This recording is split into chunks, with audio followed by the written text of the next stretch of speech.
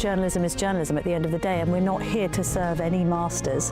Our masters are our audience. We're here to talk about things in a way that have never been broadcast on British Airways before. Do not miss a moment on GB News. The #1 news channel in the country.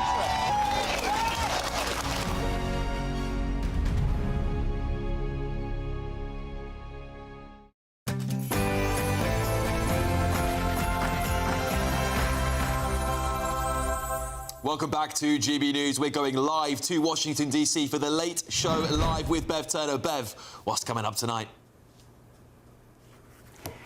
Thank you, Alex. Well, big breaking news relating to the UK out of Washington, D.C. this afternoon. President Trump has confirmed that he is going to sue the BBC. This is The Late Show Live.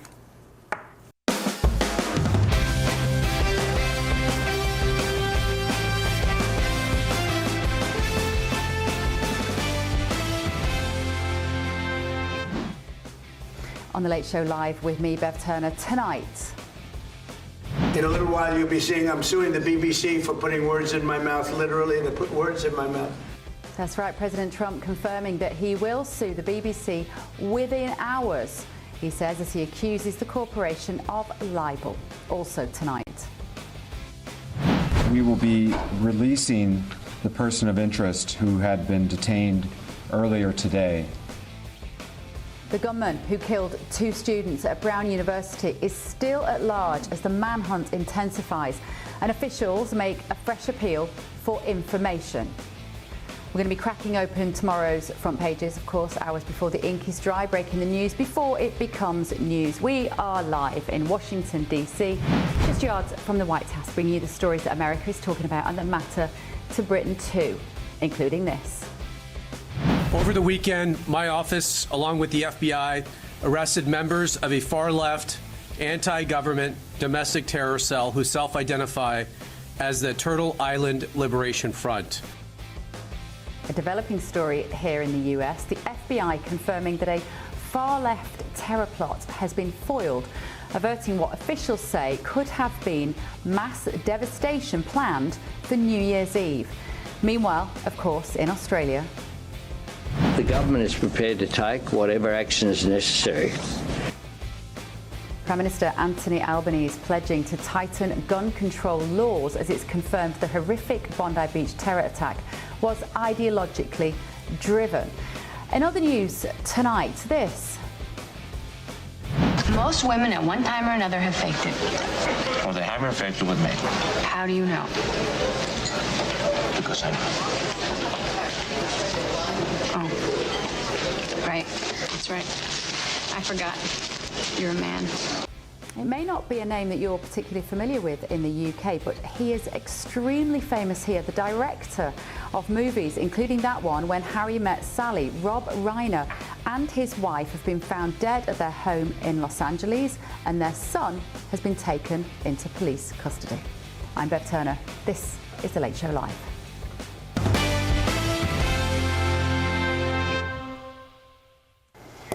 So let's start this hour with this developing story from the Oval Office just a few hours ago. President Trump has finally confirmed his plans to sue the BBC. The president had previously stated, of course, that he views it as his obligation to take legal action. In a little while you'll be seeing I'm suing the BBC for putting words in my mouth, literally, they put words in my mouth. They had me saying things that I never said coming out. I guess they used AI or something.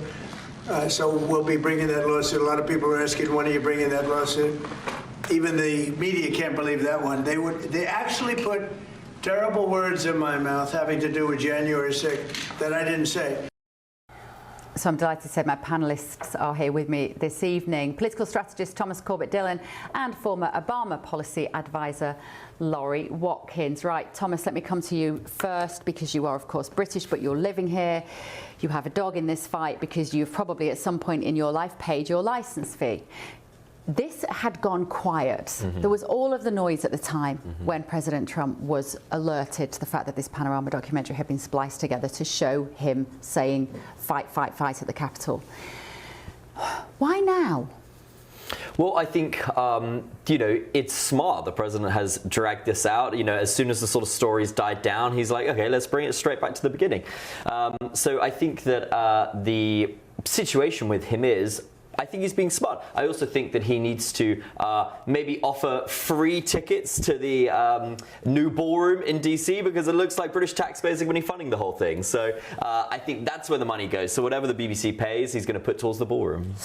Laurie Watkins, let me come to you. I imagine you think this is maybe just a vanity project? I don't want to put words in your mouth. I just did. Well, I don't know if it's a vanity project, but I will say that your network, GB News, who I love coming on every week, by the way, they haven't really let this die down. I mean, when you interviewed the president in the Oval Office, you asked him about this, and he seemed pretty animated about it. And some other networks, at the time, were querying him about what he was going to do as well. So I think, like Thomas said, he was waiting for the right opportunity, and the right opportunity is always for Donald Trump when he wants to cause a distraction and take away from the policy issues that are failing or the economy that everyone is feeling and being hurt by. So let's roll out another lawsuit. Take everyone, off the attention of what's really going on. I would push back on that, because I think GB News has let this drop. We haven't been talking about this, and this came as a surprise to me. We could have probably shoehorned this topic in every single show if we'd wanted to, and we absolutely haven't. For a while, it was pretty top of your X feed anyway was all about it. And that is because, why? Because we believe that the British taxpayer should have value for money when it comes to the BBC, and we are also frustrated by the fact that we are held to very different standards than the BBC when it comes to impartiality. We absolutely are. I would take on anyone to say that we are not judged more harshly. You can look at any of the major topics and the BBC's position on them. And it is an assumption that they are right, whether that has been the trans debate, the green agenda, whether that all of the ESG, all of the environmental social governance, big issues, big ticket items, where the BBC stands on them. Yeah, you're right. And what was it, just this week we saw one of the commentators say that Nick Fuentes should kill himself, and I didn't hear any pushback from the BBC on that. There was no scandal. Imagine if I said on here that I think a leftist should kill themselves. Was that on the BBC? It was the BBC, yeah. It was, I forget her name, the girl, but it was one of their debates they were having. He said they said Hitler killed himself, and he said maybe Nick should follow his leader. Just in case people don't know who Nick Fuentes is, he's extremely right-wing. He did the Piers Morgan commentator, interview in inverted commas. But I'm not a big fan of Nick Fuentes, but I certainly would never on a TV show advocate to kill someone. And she did, and there was no pushback. And as I say, if I said that on this show, you obviously would push back on me, as you have to. But you're right, you are held to unfair. And I do think, yes, the president is dragging this out, but he has a right to, because it's a huge story. And I also think Americans don't quite understand what it is like to be forced to pay a fee to have a television in your living room, and if you don't pay it, they come and bang on your door, send you to court. Send you to prison. They send you to prison. The enforcement that the people do is even crazy. If you don't watch I learned that from appearing on this. Right, so we're really passionate about this. It's crazy. So yeah, we are upset about it. Yeah, well, we will keep you posted on any news we hear about that, and no doubt there will be a reaction from the BBC, I would have thought, in the next 24 hours or so, maybe sooner. But let's turn now. Let me know what you think at home, gbnews.com/yoursay, because I'm sure you will also have very strong opinions on that. Now let's turn to another developing story emerging out of the United States this evening. The Justice Department and the FBI said that they've arrested 4 people in the Los Angeles area for allegedly working together on a bomb plot that was set to take place around the city on New Year's Eve. Over the weekend, my office, along with the FBI, arrested members of a far-left, anti-government domestic terror cell who self-identify as the Turtle Island Liberation Front. The individuals were arrested on Friday, December 12th, when the group attempted to construct and detonate IEDs out in the desert. The charges we are announcing today stem from the defendants and their co-conspirators' detailed, coordinated plot to bomb multiple U.S. companies on New Year's Eve. Thankfully, that plot has now been foiled thanks to the hard work of the FBI and the Department of Justice. So the 4 people arrested were identified as members of what they're calling the Turtle Island Liberation Front, which according to the Justice Department and Attorney General Pam Bondi is a far-left, pro-Palestine, anti-government, anti-capitalist movement. It's alleged that the members were preparing to plant backpacks with improvised explosive devices at different points, adding that the explosives were set to be complex pipe bombs. The plan also outlined all of the security precautions the members should take while executing the plan, including using burner phones, declothing locations, in other words, somewhere you could go and change your clothes, and setting up long movies to stream at home to serve as an alibi. Now, among the documents found by authorities was a step-by-step process for crafting a pipe bomb, and it's also been reported that the group were planning to target United States immigration and customs enforcement agents and vehicles. That's that controversial ICE agents that we talk about so often here. So let's talk now to Senior Research Fellow at the Henry Jackson Society, Andrew Fox. Good evening, Andrew. Thank you so much for joining us. So just first of all, your reaction to this findings by the FBI and what sounds like could have been absolute devastation averted. Well, it sounds like it's a very well done to the FBI, and you know we're very lucky in the West that we have high quality security services. Certainly in the UK, we know our domestic security services have stopped a number of attacks. But of course, the terrorists only need to get lucky once, as we saw the tragedy in Australia this weekend. So it seems like we've dodged a bullet here, but it's important that we keep our alertness levels up. And what about this idea that the far left are becoming more agitated, more extremist in their views, and we're seeing they're pro-Palestine, they're clearly pro-illegal migration, anti-ICE. What do you make of that? And is that a new change in terms of the threats to the West?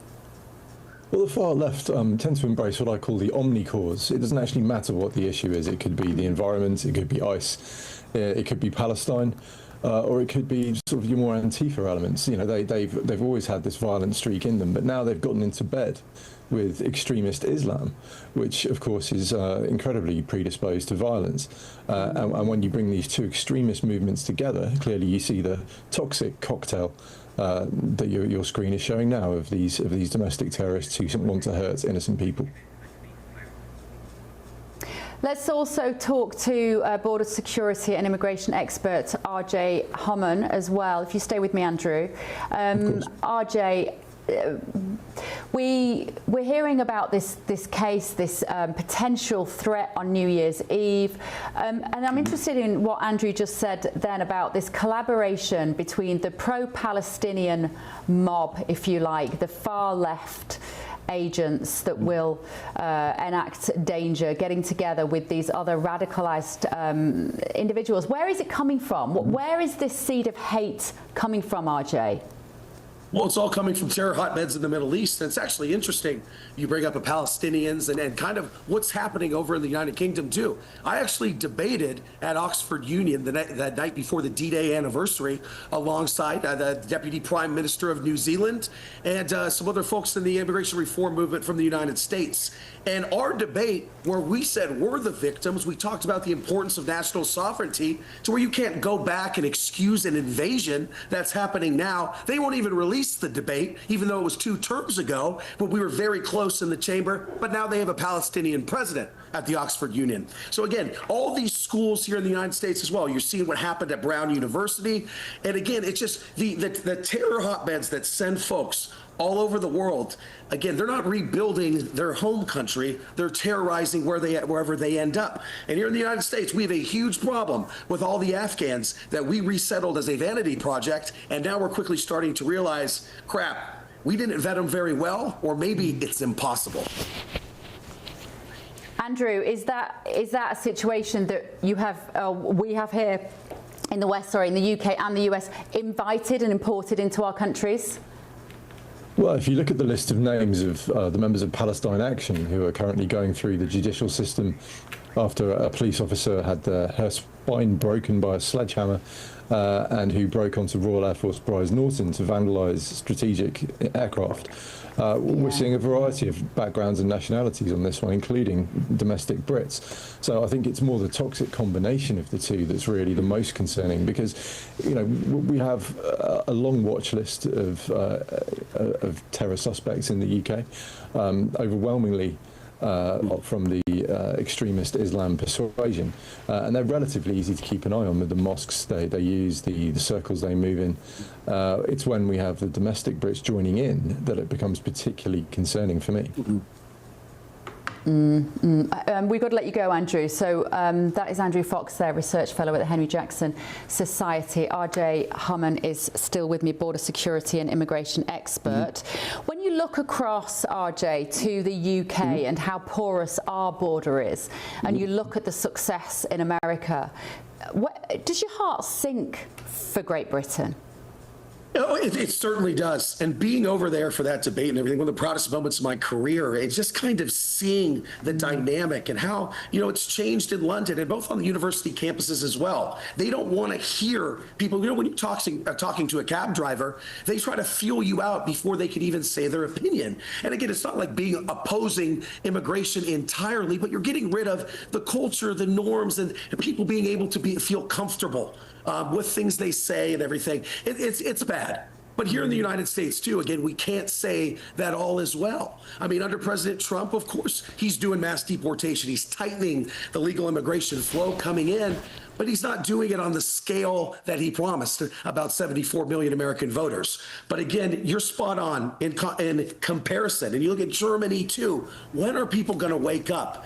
It's a prideful thing to defend your nation. It's not something to say sorry for. Again, we're seeing it in some little microscopic areas of the United States, like Minneapolis, Minnesota, which is becoming a little UK here in the United States. And that is sad. And everybody should wake up before it'll be too late. Well, as those people in Australia will also tell us today, RJ, that they have also imported a terrible version of extremist Islam. Frankly, the fact that you can have a father and a son commit such an atrocity on Bondi Beach, it's beyond fathomable that two individuals could want to do that in Australia. What was your take on that, RJ? Well, first and foremost, I do not remember her name off the top of my head, but that Oxford debate as well, there was a Palestinian state rep of sort, or a legislature rep in Australia talking about stolen land. Well, aren't you technically stealing the land in Australia where you immigrated to? Again, people feel immune from certain rules that should apply to other people, or at least rules of the public eye. But what happened there with the father, the son, and everything, it shows that it's not just the dangerous flow of an 18-year-old or a military-aged man coming from a jihadist extremist hotbed or the Middle East as a whole. You have to worry about how radicalization can keep happening here. And that's not a defense to say, oh, we brought them here, they were vetted, it's okay. Then they radicalized here. It's a combination of both. If you're putting a child and they grow up in a very dangerous mosque that has a lot of extremist ideologies floating around, you don't know who their parent is. They happen to just get on a flow coming out of a dangerous country. It's a recipe for disaster. It's something you really can't prevent. You just got to cross your fingers and hope nothing happens. I think that's too much of a risk to put any citizen of the country through.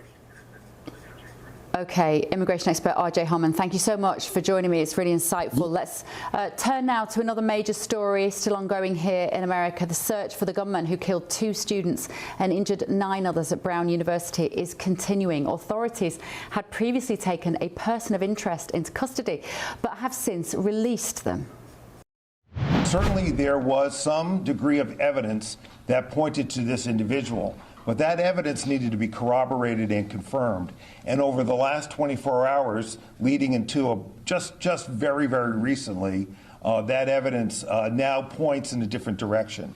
I think what is really unfortunate that this person's name was leaked to the public. It's hard to put that back in the bottle, okay? So we're going to proceed very carefully here. In the past few moments, authorities have shared new information about the suspect in the Brown University shooting and announced a $50,000 reward from the FBI for information that leads to the identification, arrest and conviction of the suspect, who is believed to be armed and dangerous. Let's speak now to former CIA operative Michael Waller. Michael, thank you very much for joining me.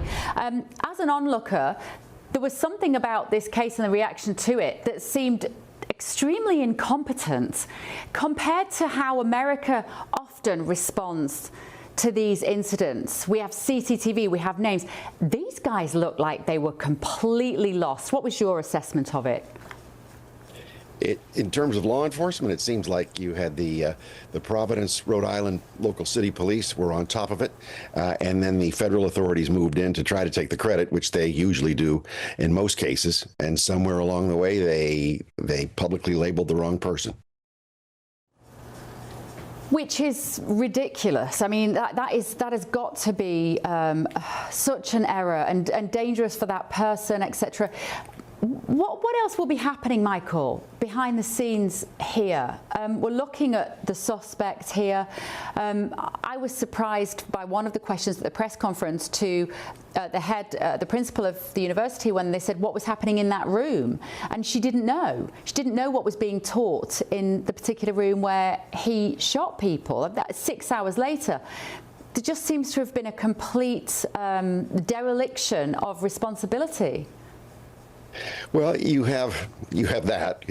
That's often the case, but it's also it's normally very confusing after an event like this to not have all the facts, or to have a few people have different kind of facts or conflicting facts or information. And then when it's prematurely released to the public without thorough vetting, then you're going to have the whole public become misinformed. This then causes a lot of conflicts between the different jurisdictions of law enforcement and investigation, because now they're not going to trust each other. You would assume, wouldn't you, Michael, that somebody that goes into a university and shoots students and teachers is going to have a connection to that university. That's surely the first place they start. That would be one place to start for sure. You don't just randomly go into a building where a pass is reportedly required and some kind of electronic entry to get in and then randomly shoot somebody. One of the key things to look at in these shootings is who were the victims? What did they stand for, or what did they symbolize, or what was there some kind of connection? And there's one of the victims was the vice president of the local college Republicans chapter. Was this just a happenstance, or was she targeted? Like Charlie Kirk style, we just don't know, so there's only speculation. But they are clues about where to look. Yeah. Okay, Michael, thank you so much. Former CIA operative Michael Waller there. Let me just ask Laurie your opinion on the way this seems to have been handled. It seems like they got all sorts of things wrong. So I think that the Rhode Island police maybe were, I don't want to say a little bit, ahead of their skis, but where I think the issue, and your guest just said so, was with the FBI. Because I think Kash Patel briefed the president, because I just pulled up to make sure that I'm getting my facts correct. The president misspoke and put out a social media post yesterday. I think you're aware. At 5:44, he posted on Truth Social that he had been briefed and that the suspect is in custody. However, the situation was still ongoing, and the suspect was not in custody. We just had a shooting here with 2 National Guard members the day before Thanksgiving. The same thing happened with Kash Patel when he went up to that podium. He tried to immediately take credit for everything. He was criticized beyond belief. Even President Trump was very upset at how he handled that press conference. And this, to me, has Kash Patel's handwriting all over it. I think that he jumped the gun. He briefed the president went out, he looked foolish, and that is not good for relations when you make the president look silly like that. There have been rumours in this town that Kash Patel's job is not safe. Thomas, what do you think? I don't know anything. I think he's doing a good job, so we'll see what the president decides. But I think the point that was raised in there was interesting, about that the teachers didn't know what was being taught in the lesson. I think that was a total divergence tactic, because what we are now learning is that it was some sort of Jewish studies course. And Brown did not want to admit that, because Brown have had terrible problems with anti-Semitism. They just recently were fined $50 million by the federal government for not looking after Jewish students on campus. So it is now looking very likely that this was a targeted attack. The girl who was killed was the head of the Young Republican Society there, one of the only, it's a very small group there. There aren't many Republicans in any Ivy League schools here. So, but I thought, you know, the fact that she was like, I don't know what the class was, she obviously knew she was lying to the cameras. I don't think that was good. Gosh. So can I push back on that? Do we have enough time? Or how can you do it in 5 seconds? Yeah, sure. So I do not think that it is responsible enough for you to say that it was a targeted attack because a woman happens to be the vice chair of it was a science and engineering building. Right. And a Jewish teacher. Time's up. We've still got an hour and a half, though. No doubt we'll be returning to this as well. But still to come this evening on The Late Show Live. The government is prepared to take whatever action is necessary. We're getting the very latest from Australia after the terror attack, which has now left 16 people dead. Another 42 or so, we think, are injured. It's on the front page of the papers. We're going to be looking at that in just a moment. First of all, I'm going to speak to a member from the US State Department, though, about the importance of border enforcement and migration control, something that America is acing. This is The Late Show Live, only on GB News.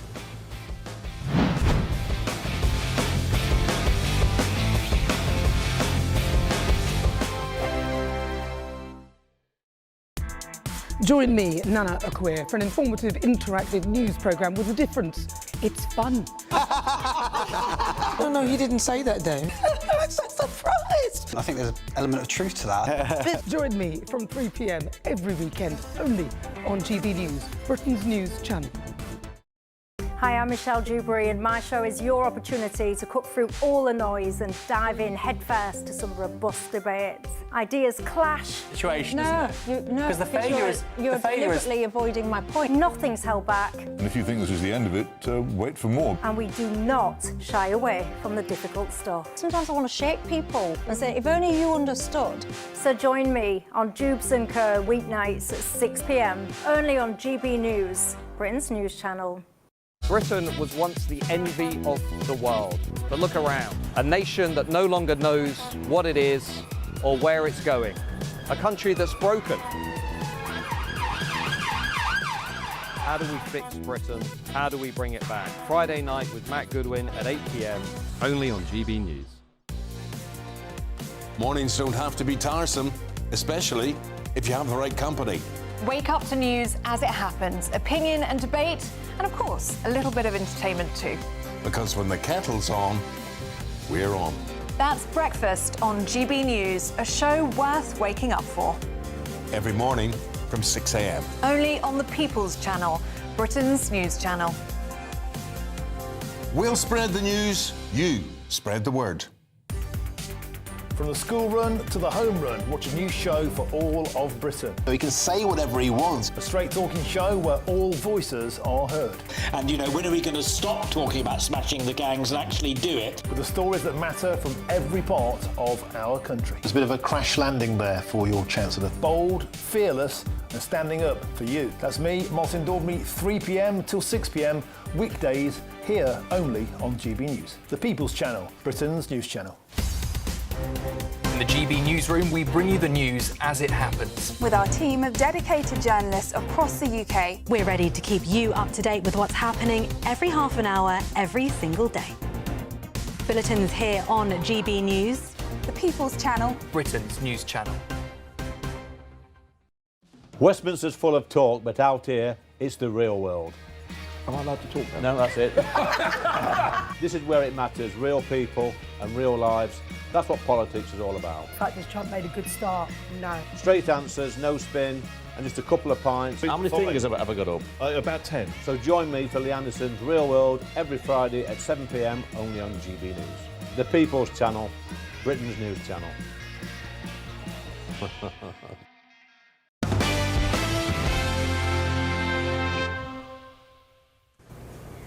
Welcome back to The Late Show Live. Now we're going to get the latest from Australia in just a moment about the shooting over there in Bondi. We're going to be talking to somebody on the ground in Australia. But first of all, delighted to say I'm joined in the studio by a special guest. It's the Principal Deputy Spokesperson for the Department of State, Tommy Pigott. Tommy, now there's a lot we can learn from America.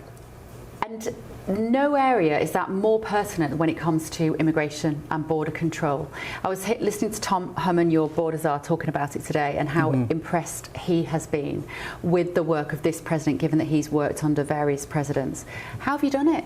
Well, I think it's a credit to President Trump 100%. I mean, you went from the worst border crisis in U.S. history to the most secure border in U.S. history in just a matter of months, almost instantaneously. You had the White House talking about today how you've had 0 illegal immigrants released from the southwest border into the country for several months in a row.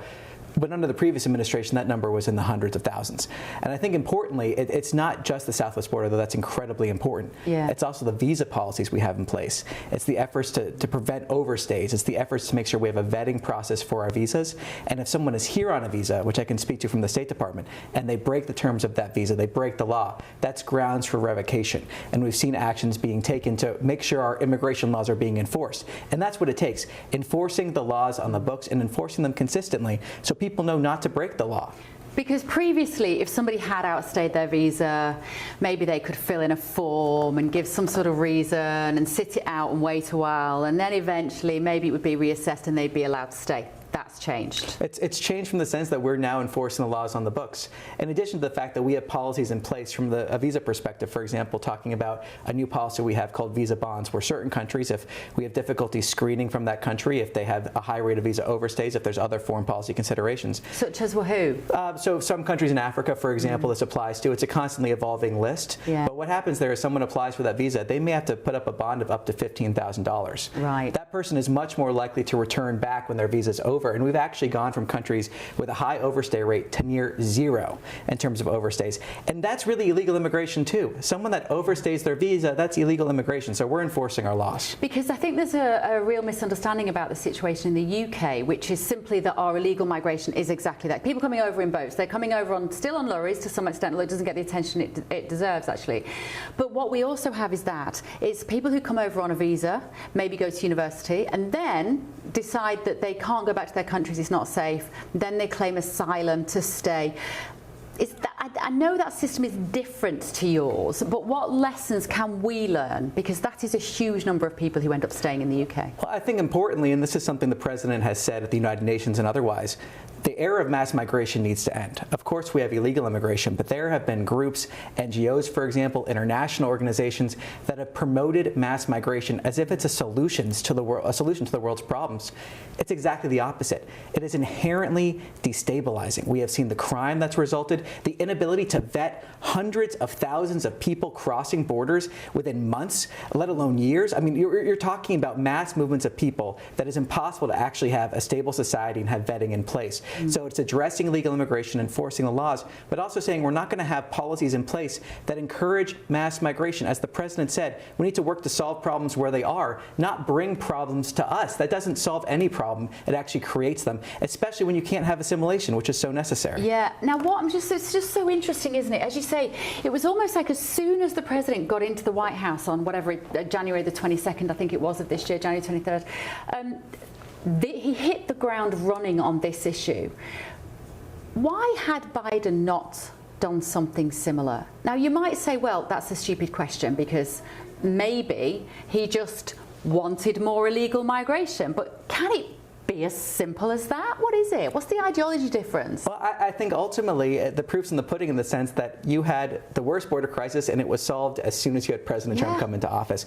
We know what the solutions are. For whatever reason, they just were not willing to implement them. And I think you can go back and see what they've said in the past, previous administrations, and also international groups and other groups across, NGOs and other groups that have promoted mass migration. I think there was this idea that somehow that would solve these problems when it doesn't. I think sometimes even to take the most gracious view of it, it's viewed as compassionate, but it's not. It is not compassionate. So if the Biden administration would say, and in fact, Laurie Watkins, who is on my panel tonight, and I will discuss this with her, she has been one of those people when she was working for the Democrats, actively embracing people that arrived from Afghanistan, helping with the processing. She would say they worked for our government. They needed to, we owed them a debt of gratitude to be here in our country.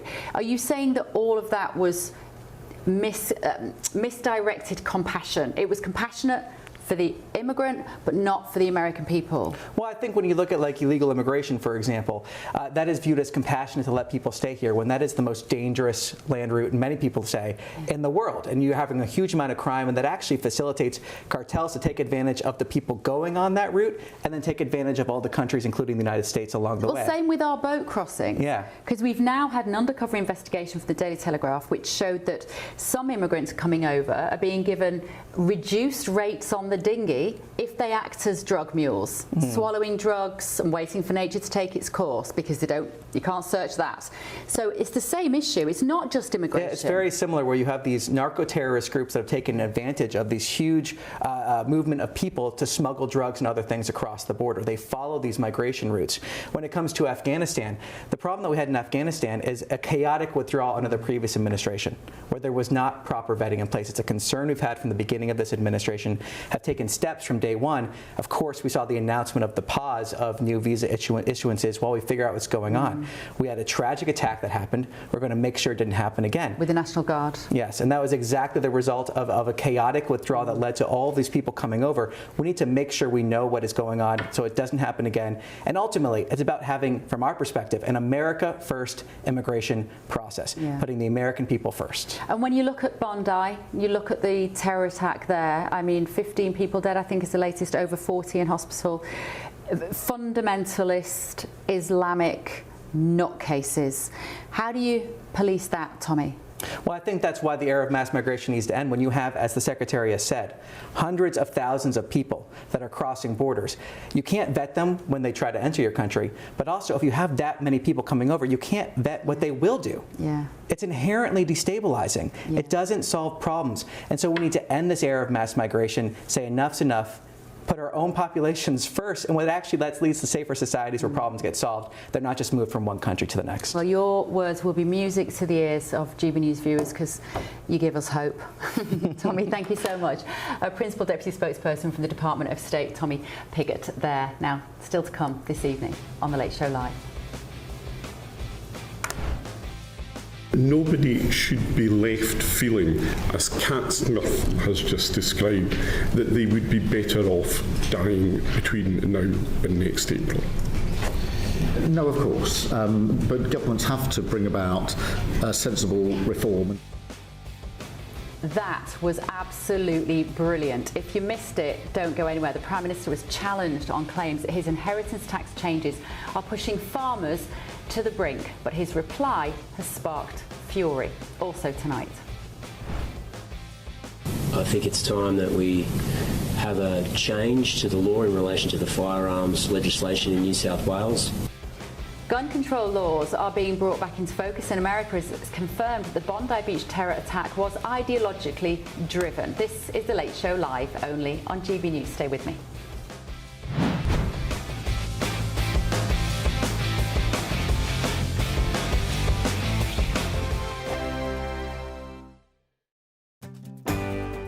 I'm Michael Portillo. This is GB News, the People's Channel, Britain's news channel.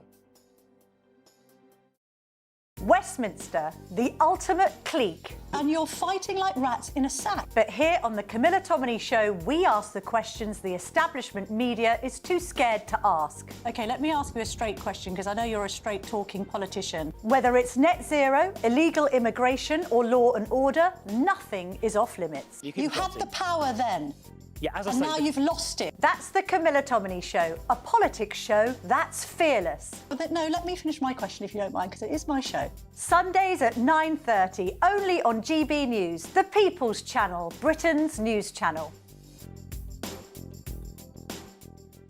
No matter the state it's in, this is our nation. Join me, Jacob Rees-Mogg, for a genuine, honest discussion on where we have been, where we are going, and where we are with the people who set the direction. Tune in to State of the Nation every Monday to Thursday, 8 to 9 o'clock, only on GB News. Britain deserves a newsroom that puts the facts and your voice first. Well, and that's what you get on GB News. Lively debates, lively conversation. And we're not afraid to hold power to account. And each other. So join me, Andrew Pierce. And me, Miriam Cates, for Britain's Newsroom, weekdays from 9:30 on GB News. At GB News, we love to hear from you, our loyal community. So drop us a line at gbnews.com/yoursay. There you can talk to each other and also to the presenters live on air. gbnews.com/yoursay, because GB News is your channel, Britain's news channel. Westminster's full of talk, but out here, it's the real world. Am I allowed to talk now? No, that's it. This is where it matters, real people and real lives.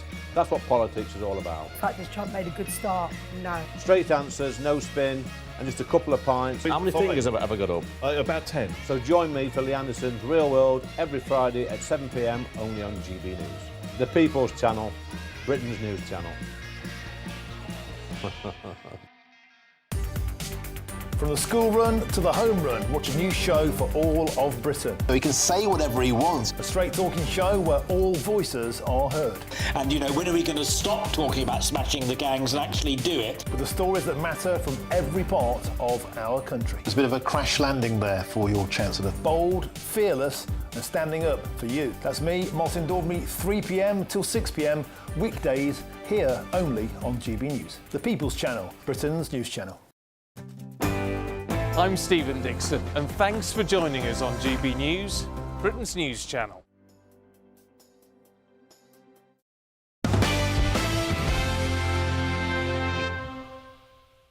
We are stronger than the cowards who did this. And I want to conclude finally by saying that the government is prepared to take whatever action is necessary. Included in that is the need for tougher gun laws. And this afternoon at 4 o'clock I will put on the agenda of the National Cabinet tougher gun laws, including limits on the number of guns that can be used or licensed by individuals. It's not the most charismatic man, is he? That's Australian Prime Minister Anthony Albanese, who's announced that he will push for tougher gun laws following the horrific Bondi Beach terror attack, which killed at least 15 people and injured 27 others. The alleged gunman, Naveed Akram, who is 24, and his father, Sajid Akram, who's 50, opened fire at the Chanakya by the Sea celebration on Sunday afternoon. Now, let's speak now to the founder of Sydney and London Properties, Michael Gross. Michael, thank you very much for joining me. My absolute condolences to you for this awful event in Australia. But what do we make of this idea that the reaction to this is to clamp down on gun ownership? It's not about that, is it? Isn't it about extreme Islam? You're exactly right.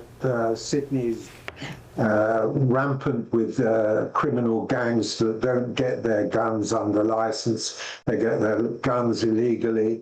And the terror groups of which these two people were patently members of probably get their guns through the Iranian diplomatic bag or some other Arab country's diplomatic bag. So Mr. Albanese is talking nonsense. And you spend some time in Australia, Michael. You're also Jewish. So just how shocking was it to see this happen at the weekend? Well, I've been in Australia over 50 years, well over 100 times, and I know Sydney extremely well. And in fact, I'm booked to stay at Bondi Beach on the 3rd of February, which I still will. No, I'm not shocked or surprised, but then I look at it through a lens of someone living in Israel, where we've been under rocket and terrorist attack for as long as I can remember, but certainly in the last 10 years. If you really want to know one of the primary causes of these sort of attacks, it's the incitement to Jew hatred that the coverage by certainly not your channel, but the BBC, ITV, CNN, and Sky put out, misrepresenting the Gaza conflict, not putting it in any sort of real context, and frankly staging a lot of the terrorism. a lot of the suffering, I mean, there is suffering because in an asymmetrical urban warfare context, but then there was suffering at Dresden when Britain was defending its life, and there was suffering in Hiroshima and Nagasaki when the Americans did it. But when Jews want to defend themselves in the only country that they've got left, that becomes a matter of concern to the anti-Semites who put out this false narrative. Michael, can I just ask you, where are you now? Are you in Israel now? I'm in Israel now. I'll be in Australia. You are in Israel now. Early January, yeah. And what has the reaction been in Israel to this terror attack?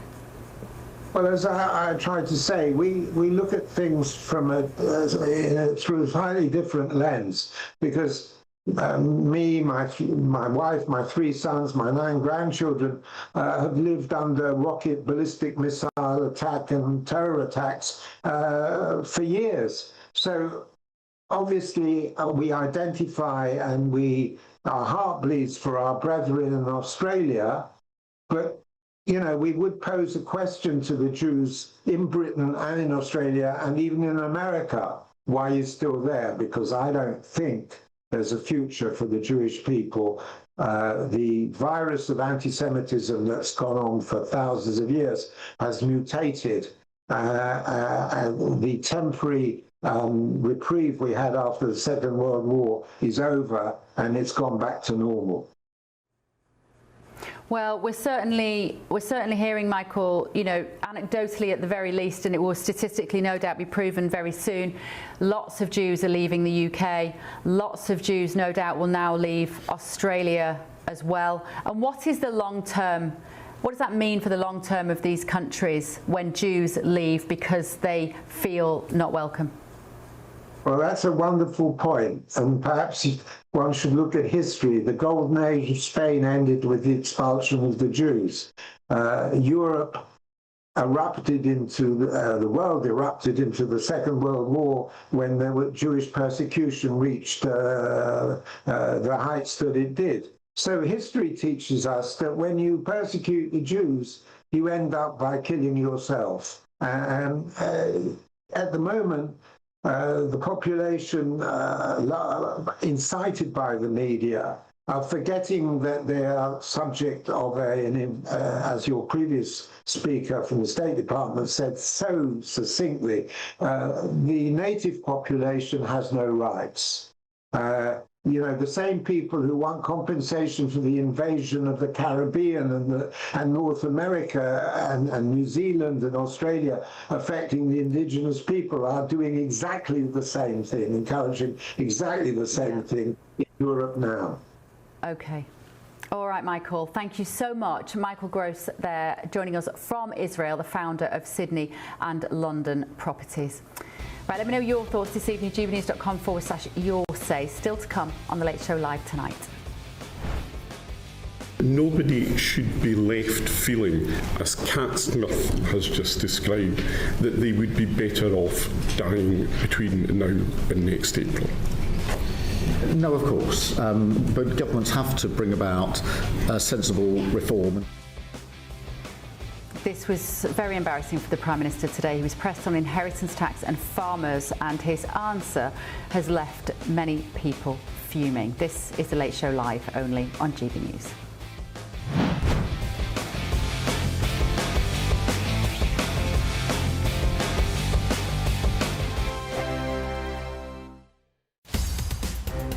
In the GB Newsroom, we bring you the news as it happens. With our team of dedicated journalists across the UK, we're ready to keep you up to date with what's happening every half an hour, every single day. Bulletins here on GB News, the People's Channel, Britain's news channel. Mornings don't have to be tiresome, especially if you have the right company.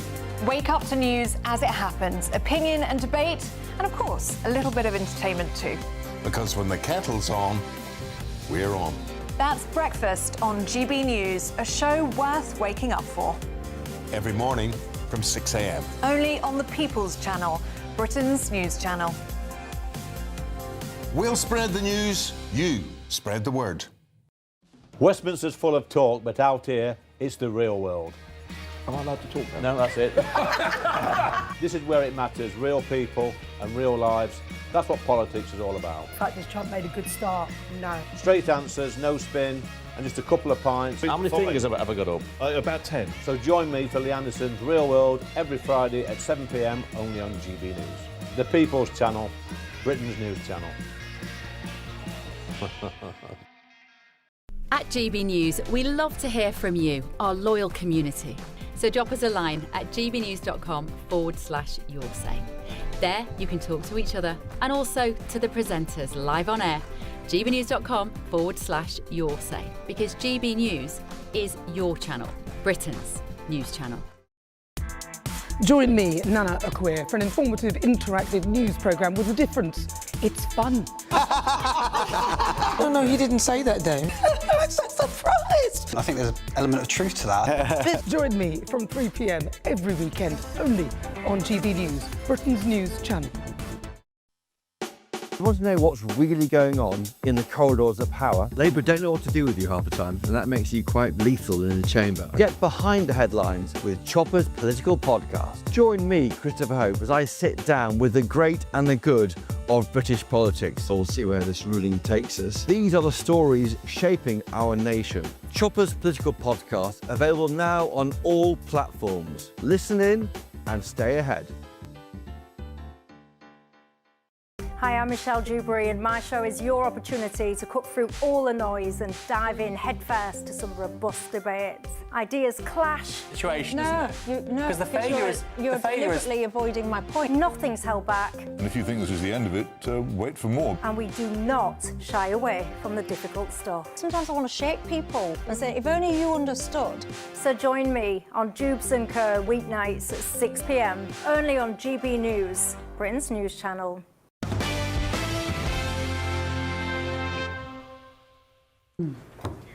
Welcome back to The Late Show Live. I am Bev Turner. This is The Late Show on GB News, of course. I've just said that. Right, let's delve in. We were giggling off on the break there. We were watching a clip of when Laurie Watkins was on a show with Ben Leo, and it's gone a little bit viral because she was talking about the fact that men are not very good at dating, and you said men shouldn't have therapy. I'm in big trouble. The comments are eating me alive. Yeah, if you follow Laurie on Instagram, you'll have a look at that clip. It's very entertaining. Right, let's look at the front of tomorrow's newspapers with GB News contributor, a man that does not need therapy, Leo Kearse, and Thomas and Laurie are staying, of course, with us here. Leo, hello, my love. Good to see you. Right, let's have a look at the front page of the papers. I mean, look, it's bleak, it's dark, it's still the aftermath of Bondi, of course. And what angle should we take on this, Leo? I haven't spoken to you since this at the weekend. Just your thoughts now as we get here on Monday night, having seen this awful acts of violence and such a beautiful, beautiful location as Bondi Beach. Yeah, I mean, a lot of the response to it seems to be tiptoeing around the actual issue, which is, radical Islam, and the fact that it's allowed into the West, which is just a ridiculous state of affairs and consistently leads to massacres like this. I mean, we just saw a politician, was it the Premier of Australia, talking about gun control, when, gun control doesn't stop people getting stabbed. When I was in Israel, I saw lots of people walking around with assault rifles, and I felt very safe. I mean, the fact is, we've got tens of thousands of Islamists in the UK on terror watch lists. We've got around 40 or 50,000 pounds. One of the responses that really blew my mind was that people are saying this has got nothing to do with Islam.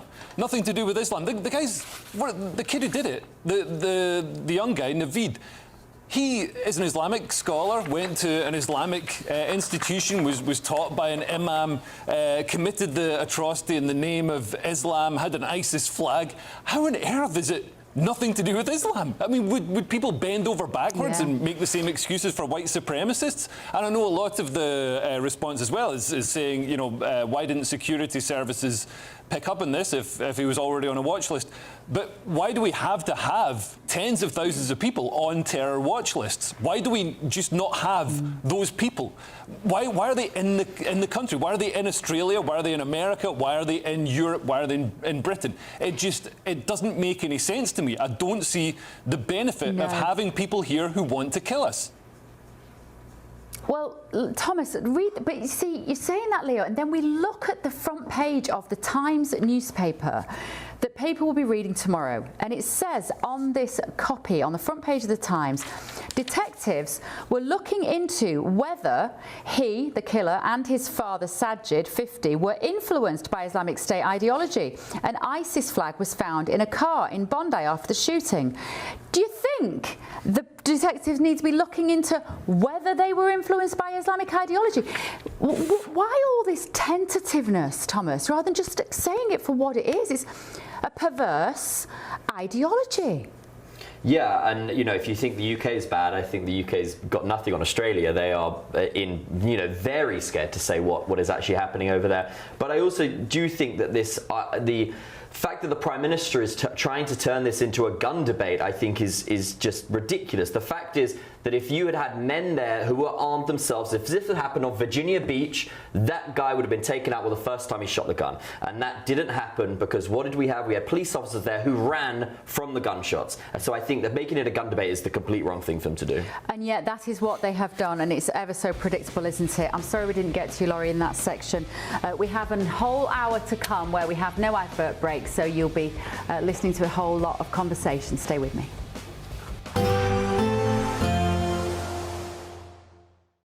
Today, clouds overhead, total zen within.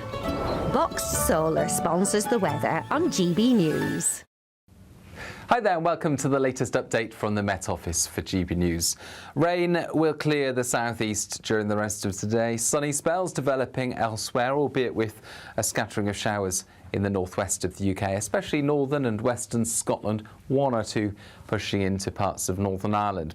But it's this area of rain that has brought such wet weather to the northwest and then the west of the UK during the weekend and the start of this week. Still some spots of rain to come across parts of Kent through the afternoon. A lot of cloud here as well, but it is easing away. 10 Celsius in the southeast, 6 or 7 to the northwest, where we do have blustery showers continuing during the evening across the north and west of Scotland. Some heavy downpours, the odd rumble of thunder as well around coastal parts, but eastern and southern Scotland sheltered from those showers. Clear spells, plenty of clear spells, likewise for Northern Ireland. Northern England, Western England, Wales, a stark contrast to how the last few days have been. It's looking like a very pretty day with blue skies and staying mostly dry. One or two showers couldn't be ruled out into coastal parts, but otherwise, with those clear skies in place and with light winds, it's going to be a chilly start to the night in the west, but quite quickly we've got the wind picking up once again, cloud rolling in. So temperatures rising in the west, whilst they continue to fall through the Midlands, East Anglia and the southeast. Extensive fog forming in the southeast, and by the start of Wednesday could be some tricky conditions on the roads with that fog slow to clear. A touch of frost in places as well. Where the fog does clear, some sunshine for a time in the southeastern quarter of the country, but elsewhere across the UK it's wet, it's windy. Once again it's Western Hills seeing the heaviest rain, and the focus by the end of the day will be across South Wales and the southwest of England. A little bit milder as that rain comes in, but not feeling very pleasant at all. Today, clouds overhead, total zen within. Boxed Solar sponsors the weather on GB News. Mornings don't have to be tiresome, especially if you have the right company. Wake up to news as it happens, opinion and debate, and of course, a little bit of entertainment too. Because when the kettle's on, we're on. That's Breakfast on GB News, a show worth waking up for. Every morning from 6 a.m. Only on the People's Channel, Britain's news channel. We'll spread the news, you spread the word.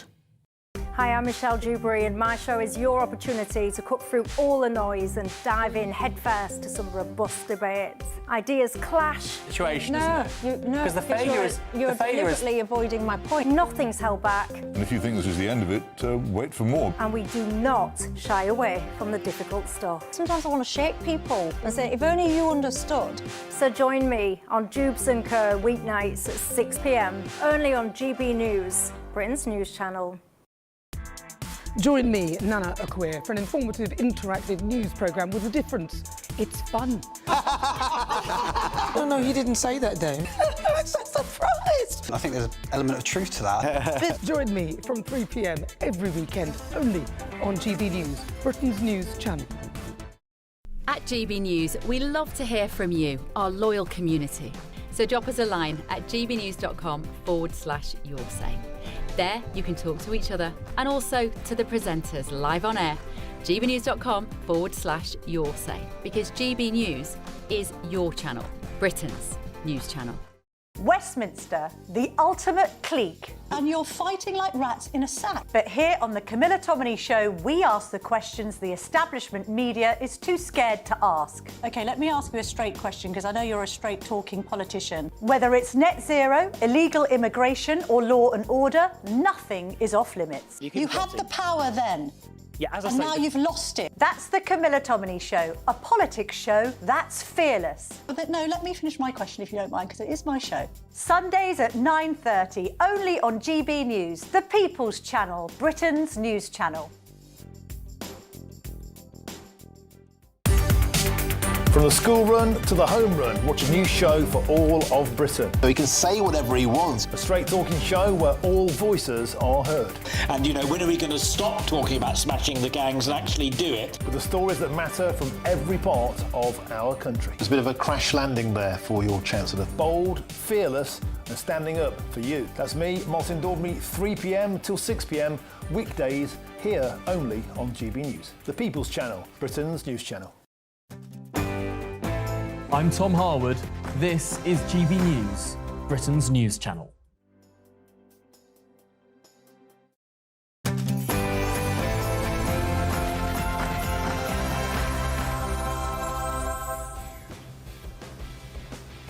On The Late Show live with me, Bev Turner, tonight. In a little while you'll be seeing I'm suing the BBC for putting words in my mouth. Literally, they put words in my mouth. President Trump confirming just a few hours ago that he will sue the BBC. He said within hours, as he accuses the corporation of libel over the splicing together of that Panorama programme. Also tonight. We will be releasing the person of interest who had been detained earlier today. So the gunman who killed 2 students at Brown University is still at large. The manhunt is intensifying and officials are making a fresh appeal for information. Plus, tonight. Nobody should be left feeling, as Cat Smith has just described, that they would be better off dying between now and next April. No, of course, but governments have to bring about sensible reform. That was the MP Carmichael, and he gave the Prime Minister a grilling. He challenged him on claims that his inheritance tax changes are pushing farmers to the brink. And the Prime Minister's reply sparked fury. We're going to be showing you that in just a moment. We're going to be cracking open tomorrow's front pages, of course, before the ink is dry, breaking the news before it becomes news. We are, as you know by now, live in Washington, D.C. We're just yards from the White House. It's just down the road, and we're bringing you the stories that America is talking about tonight and that matter to Britain too, including this.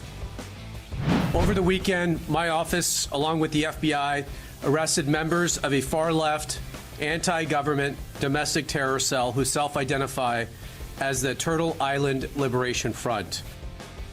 This is a huge developing story here in America. The FBI confirming that a far-left terror plot has been foiled. Officials are saying that it could have caused mass loss of life and devastation on New Year's Eve in Los Angeles. We're going to be looking at how they were going to do that. Meanwhile, in Australia.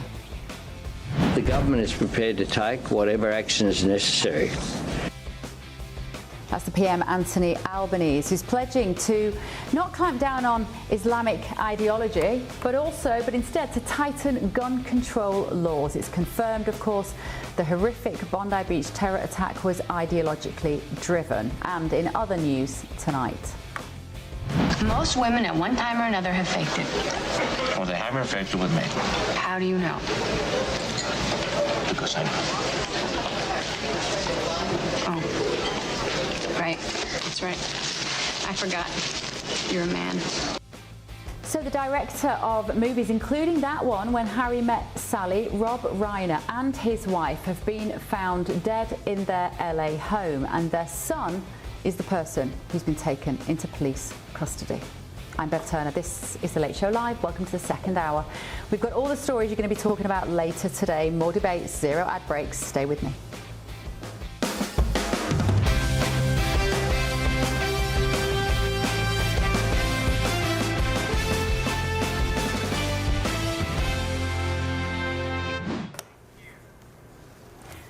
So we're obviously all still digesting events from Bondi Beach over the weekend, and Australian Prime Minister Anthony Albanese has announced that he is not going to clamp down on radical Islam, but instead push for tougher gun laws following the horrific Bondi Beach terror attack. We know now that at least 15 people have been killed, and we know that 27 others at least are injured. Now, the alleged gunman, Naveed Akram, who is 24, and his father, Sajid Akram, who's 50, opened fire at the Chanaka by the Sea celebration on Sunday afternoon. It's also being reported that Israeli authorities believe the attack may have been carried out by an Iranian-backed foreign terror cell.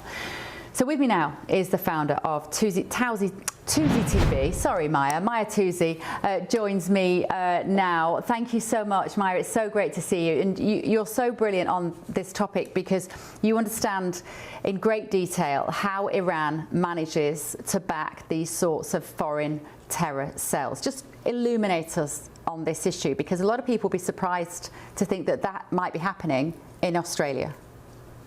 Yes, thanks for having me on. First things first, this attack proved two things. One, the war on the West and the Jewish community and the rest of us is on the rise. But secondly, at the same time, heroes still exist. And the man who disarmed one of the attackers, it's absolutely astonishing that we can still have that. And considering that, you know, that the police were supposed to be there before, the armed police, and there were some complications with that. But to your point about the IRGC, we live in a Cold War, and we are literally in the middle of a Cold War, but there is denial. Now, because we live in a globalized world, and access to information is much easier than ever before, now with the help of channels like yours, and of course channels like mine, and many others on the internet as well, people get their information faster. They demand transparency. The influence of the Islamic Revolutionary Guard, the influence of, for example, the Chinese Communist Party, the state of Qatar, and many of other enemies that we have in the West, they are now inside our countries. It's no longer 1914, where you should just wait for the tanks to cross the border. And the denial here is embarrassing, because it seems like the establishments are in denial. But maybe, benefit of the doubt, they know about it and they are dealing with it. But because of the world I explained and I described, we demand transparency, whether you like it or not. And the fact that they're not communicating, the fact that the only country right now in the West that does it well is the United States. We just had the situation earlier today with Los Angeles, where the FBI and the authorities managed to stop an attack, and they immediately communicated with the people. In the United Kingdom, David Cameron with the coalition government, and I'm not the biggest fan of that coalition government and David Cameron as Prime Minister, they used to come to the House of Commons every now and then and give us an update on not just the watch list from GCHQ and MI5, but also the successes that they've had, that they've stopped this attack, they've stopped 5 attacks or whatever that happened. Now, no communication is happening, and it seems like watch lists are meaningless. Watch lists are pointless. You're just going around watching tens of thousands of extremists and enemies, and you can't stop any of them. So, when you therefore think about how many people the UK is letting in on a daily basis via the small boats, and we don't know who they are, you're saying then, Maya, that there is every possibility that there could be individuals on those boats funded by Iran and being secreted into our population under the cloak of darkness to go and work for foreign entities that do not have our best interests at heart? Well, of course, that's a given. But And we've had the warnings from the leadership of Al-Qaeda 15 years ago, 20 years ago. They said they are going to be doing this. They said they're going to be sending their soldiers to the West by pretending to be refugees. But I'm going to make it slightly easier for our governments.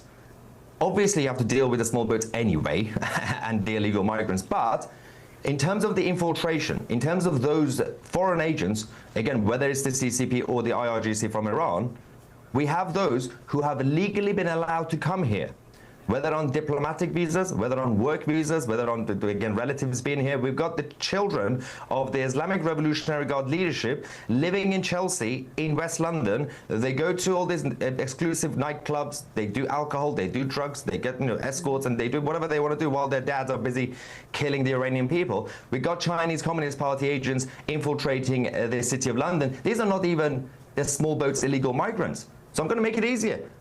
Those who you know they are, we know who they are. Some of the names have been exposed over the years, especially the CCP agents who go to Parliament.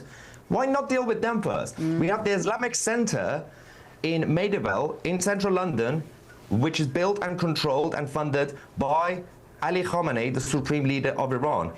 In central London, we basically have an IRGC headquarters, but it's allowed to be there.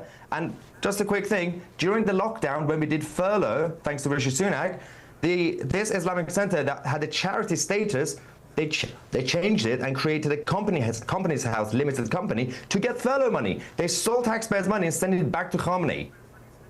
That's embarrassing. Is it too late, Maya?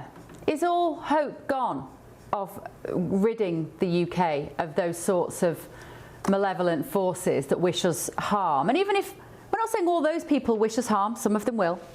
I'm not saying of course, all Muslims don't wish us harm. Of course they don't. But have we just gone too far now in order to keep the more dangerous elements at bay? Is all hope lost? Well, usually until a while ago on my channel, and what I do, I usually bring optimism and being optimistic about the fight back and saving the West. And I'm still that, but I don't think that rhetoric works anymore. I'm not saying be pessimistic in a way that you should basically concede defeat and surrender. But actually, by being optimistic, we've been falling into the same trap of our lovely mainstream establishment politicians in the House of Commons who keep saying, oh, we know there's a problem, but it's okay, the future is bright. There is always a recovery opportunity. Just look at Spain and Portugal 500, 600 years ago. After hundreds of years of Islamic occupation, they managed to push it out. And I'm not just mentioning that because of the Islamic occupation, that simply is about occupation. It's simply about the fact that they finally managed to take back their countries. Now, we can. We need radicalism, but if I just go around saying, yeah, we just need to fight back, we need to be optimistic, that's not going to do anything. So I'm going to help the pessimistic side and say, yes, it's doom and gloomy. Perhaps this might wake up those in power. And yet the reaction from Albanese in Sydney is to talk about gun law and clamping down on gun law, which will affect everybody, with very little mention of the extreme Islam sections of their society which have taken root in that country. There's still, even in the aftermath of something as atrocious as this, he still can't bring himself to shine a light on that problem, Maya. There is a similarity between the international club of political leaderships right now. There are similarities between people like Mark Carney in Canada and Albanese in Australia and Keir Starmer. They focus on the wrong priorities because they think we are stupid. And this is why a lot of people watching this right now, they would presume, they say, well, they must be evil. They must hate us. Or some would say they are just incompetent. I don't care what the intent is. The reality is that the reason, for example, Keir Starmer thinks that the solution to crime is to ban ninja swords or introduce digital IDs to find illegal migrants. Well, that's rocket science, apparently. And Albany is saying, well, yeah, we forgot about gun control. You banned guns in Australia, you idiots. And also now you have a situation where the whole of the establishment is in basically the complacency, at least, lack of background checks, I'm just going to use one example. Earlier today on my channel, we reported that a former BBC journalist who was basically running the Gaza department of the BBC, he's no longer with the BBC, his name is Fayed Abu Shamala. Yesterday, after the Sydney attack, he's gone on a rant on his social media, on X, and everyone could see it, about how the Jews did it. The Jews were behind the Sydney attack, and I'm assuming, considering that we know who the attackers were, you can't really just guess because their faces are on camera. So I'm guessing the Jews managed to convince a couple of jihadi Pakistanis to get money from Mossad to do this. I mean, this is the craziness that, yeah, he might not be with the BBC now, but he was at some point. Okay, Maya Tuzi of Tuzi TV, always a pleasure. So good to see you, my friend, and we will catch up soon. Thank you so much. I've got some breaking news to bring you, which has just entered the GB newsroom.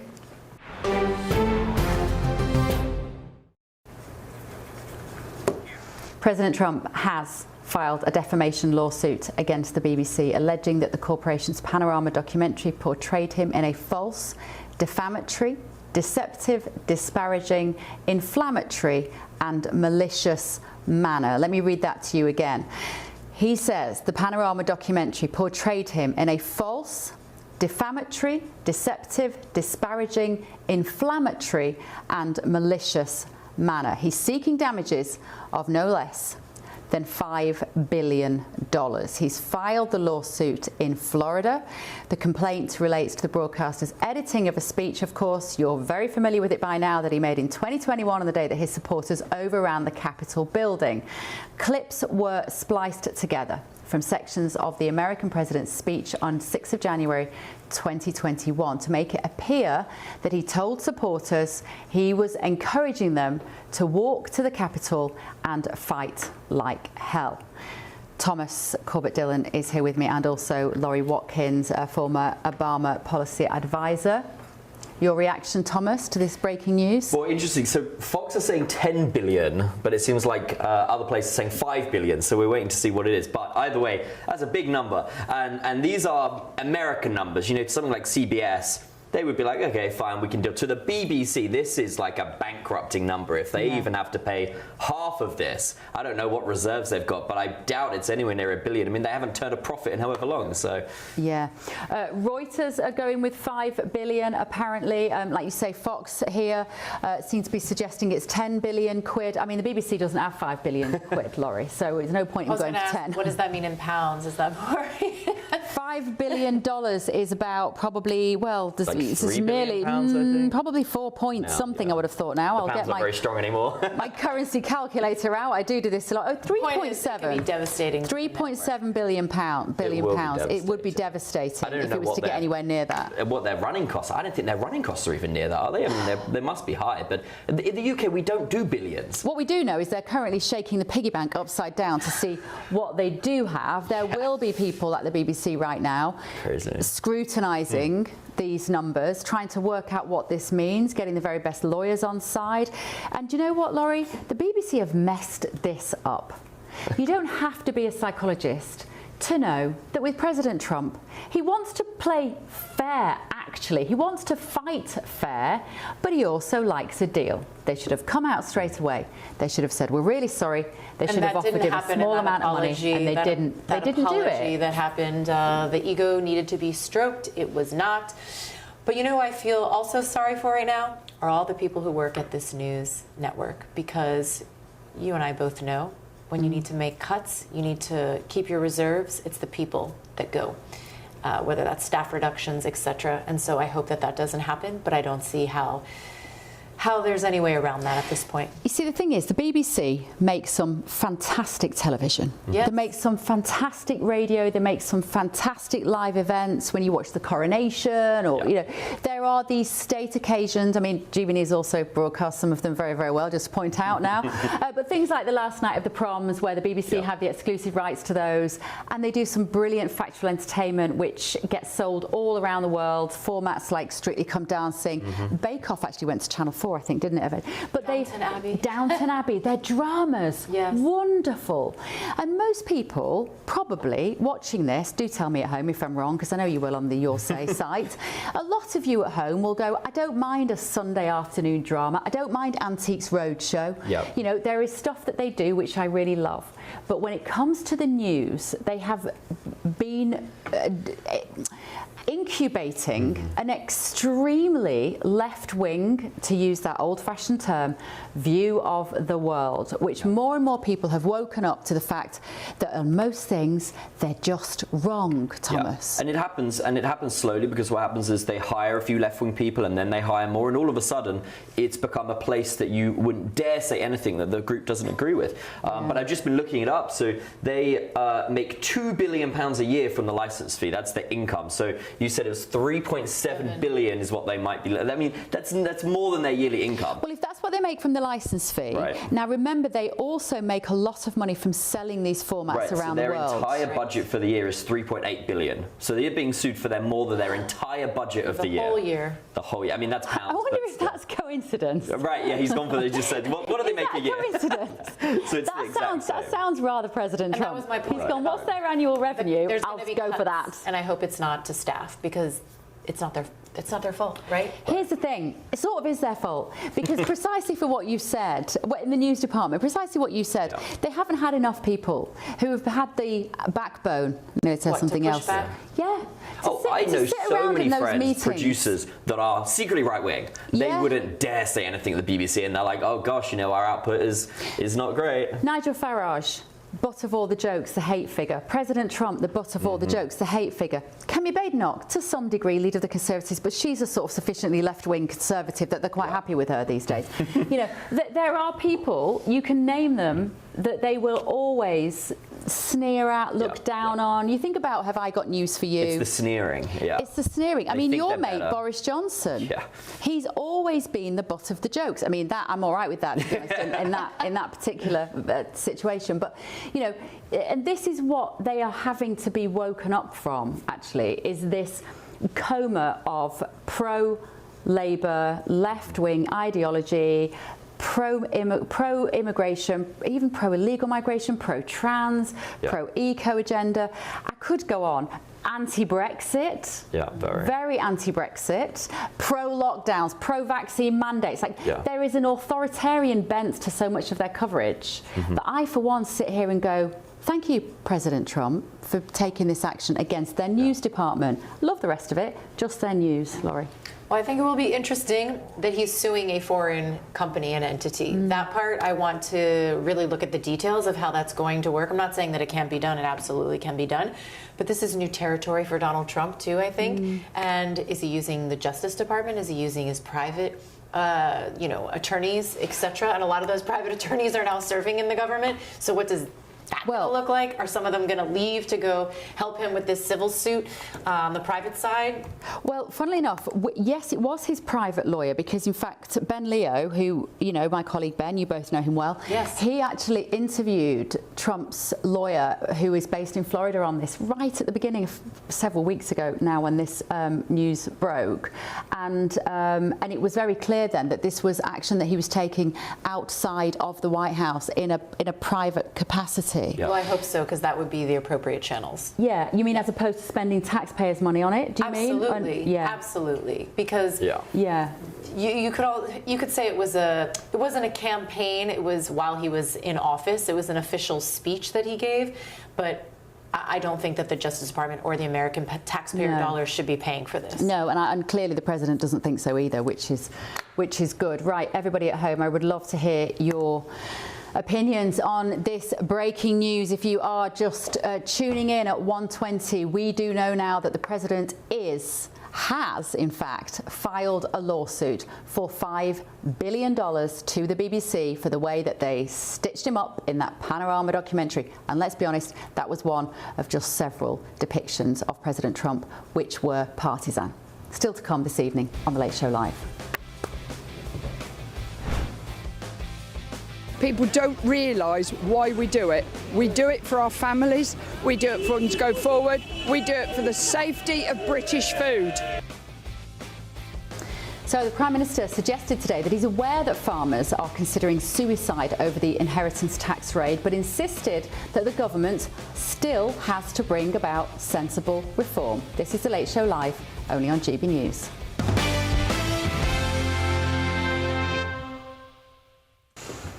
So Sir Keir Starmer has finally suggested that he is aware that some farmers are considering ending their own lives. In fact, there is one that already has, which has been well documented by a coroner's report.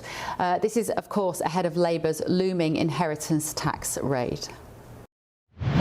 Do we agree, Prime Minister, that nobody should be left feeling, as Cat Smith has just described, that they would be better off dying between now and next April? No, of course. But governments have to bring about sensible reform and take sensible measures reform, absolutely. But things like anti-forestalling clause, they are not unique to this situation. But on a human level, the answer to your question is, of course, not. So from April, family farms worth more than £1 million will be hit with a 20% tax, a move which is expected to wipe out generations of farming families. Let's speak now to farmer and former leader of the All for Unity Party, Jamie Blackett. Jamie, Alistair Carmichael there. Grilling the Prime Minister on this issue. He's the head of Food and Rural Affairs, and he said, are you aware of this? And he said the worst thing is you don't listen to your Labour MPs, you don't listen to the people in your own party. And he said, yes, I do. And Alistair Carmichael said, yes, but you don't do anything about it, you ignore them. And that's the frustration, isn't it? From your guy's point of view, he apparently understands the severity and he's doing nothing about it, Jamie. It's very, very frustrating. We've been on at the government now for over a year since the first budget that Rachel Reeves delivered. It's all too clear that there is this problem. They've opened this so-called suicide window for those who are either too old or too ill to do anything about handing over and then living for 7 years and taking out life insurance to cover that risk in the meantime. And it's awful. I mean, it's bad enough for those of us who possibly can do something about it. It's cost us on my own farm a lot of money to try to minimise the risk. But there are, unfortunately, these farmers for whom there is no hope other than to die between now and April. And I fear that many of them will. There are already reports of people refusing cancer care, and others are undoubtedly, I think, contemplating suicide between now and April because, their life's work will be lost. Their farms will be broken up. There is no doubt about it. This farm would be broken up if I died after April, without hopefully praying that I can get life insurance to cover that risk. But even that is a big expense and a waste of money. It's just dead money that you're paying for life insurance, which you could be reinvesting in your farm to create jobs, grow more food, or look after all the wildlife and all the landscape, all the things we like to do on our farms. One of the things that the Prime Minister has said, which has always stayed with me, was when he was interviewed about the NHS, and it was about NHS versus private healthcare. And somebody said to him, if you had a loved one who was dying, it was something along the lines of, and I'm paraphrasing here, but it was along the lines of, if you could afford to pay for private healthcare and you had a loved one who was dying, would you? And the Prime Minister said no. And he was trying, I think, to make the point that we shouldn't have a two-tier NHS, we shouldn't have a two-tier medical system.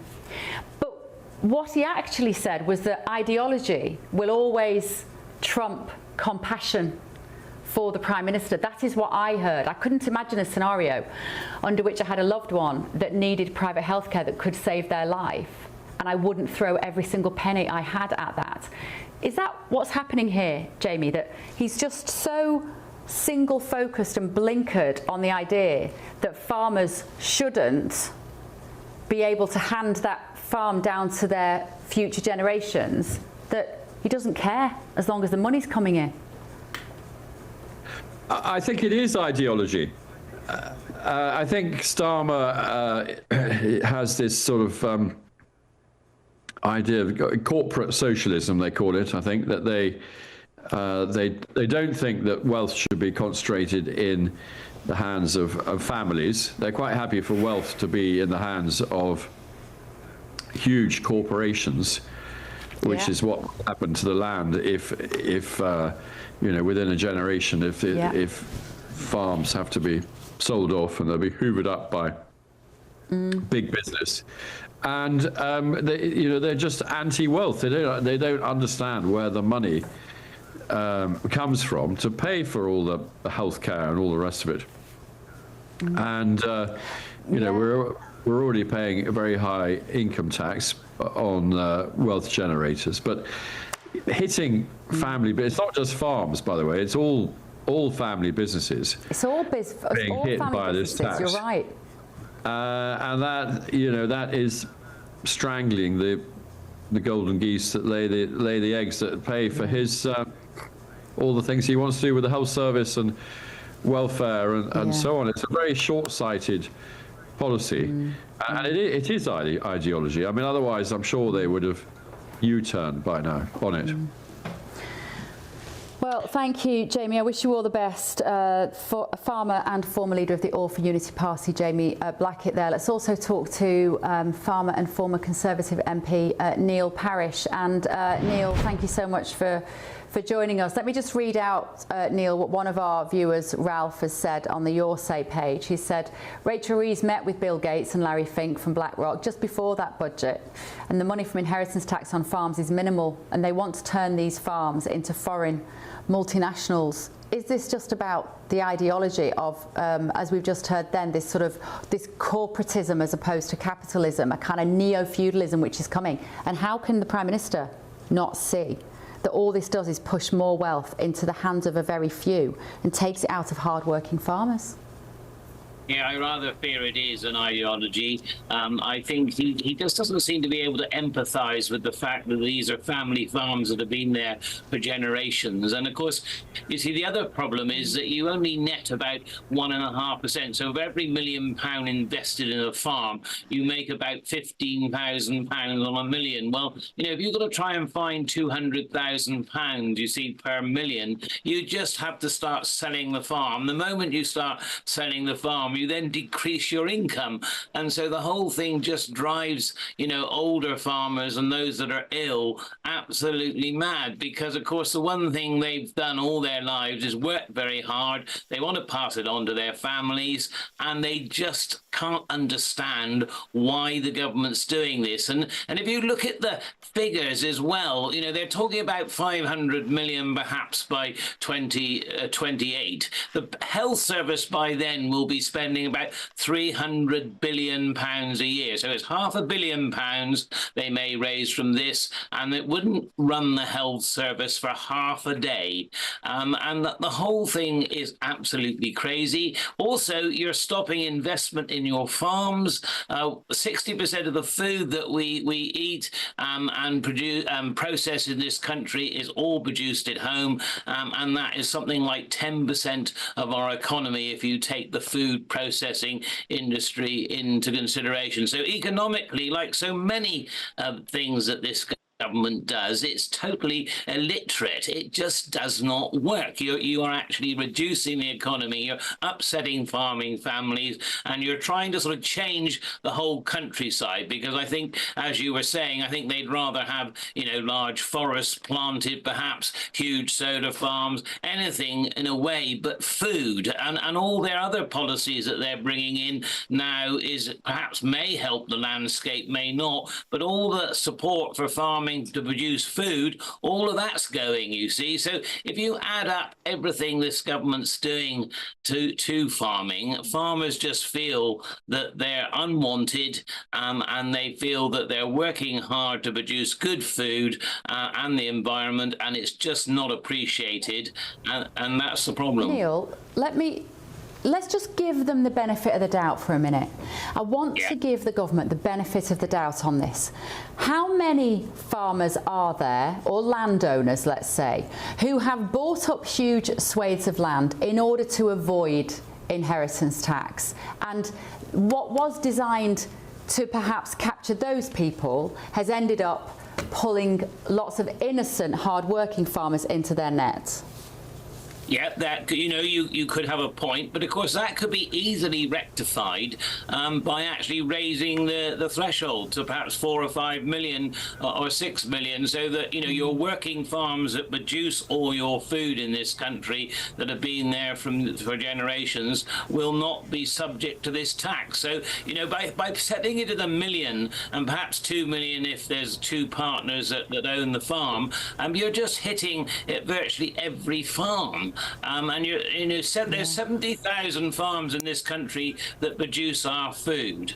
All of those will be affected by this tax. And what will we do? Produce less food, import the rest? Like I said, it's just crazy politics. I would talk to previous Secretary of States for Agriculture under the Tories. This was offered to the Tories by the Treasury, but you see, Tories, we worked out that one, it would be bad for farming, but two, economically, it's wrong. And this is why I think, I feel so much for the farmers. And I just say to Keir Starmer, the Prime Minister, you still, even at this late stage, could change your mind. But of course, it's all about taking money from the wealthy. I'm afraid it's class warfare more than anything else. Yeah.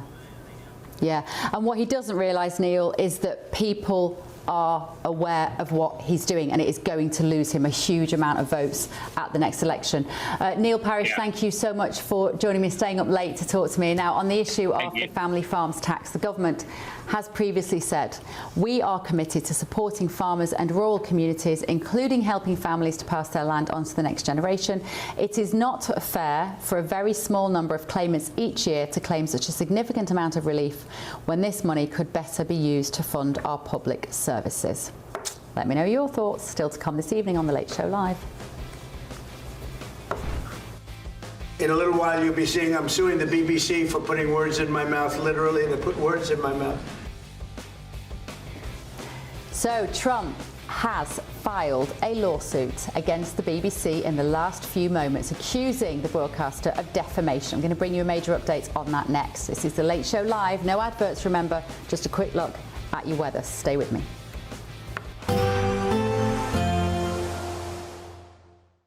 Expect warm spells with the odd rude interruption. Box Boilers sponsors the weather on GB News. Hi there and welcome to the latest update from the Met Office for GB News. Rain will clear the southeast during the rest of today. Sunny spells developing elsewhere, albeit with a scattering of showers in the northwest of the UK, especially northern and western Scotland, one or two pushing into parts of Northern Ireland. But it's this area of rain that has brought such wet weather to the northwest and then the west of the UK during the weekend and the start of this week. Still some spots of rain to come across parts of Kent through the afternoon. A lot of cloud here as well, but it is easing away. 10 Celsius in the southeast, 6 or 7 to the northwest, where we do have blustery showers continuing during the evening across the north and west of Scotland. Some heavy downpours, the odd rumble of thunder as well around coastal parts, but eastern and southern Scotland sheltered from those showers. Clear spells, plenty of clear spells, likewise for Northern Ireland.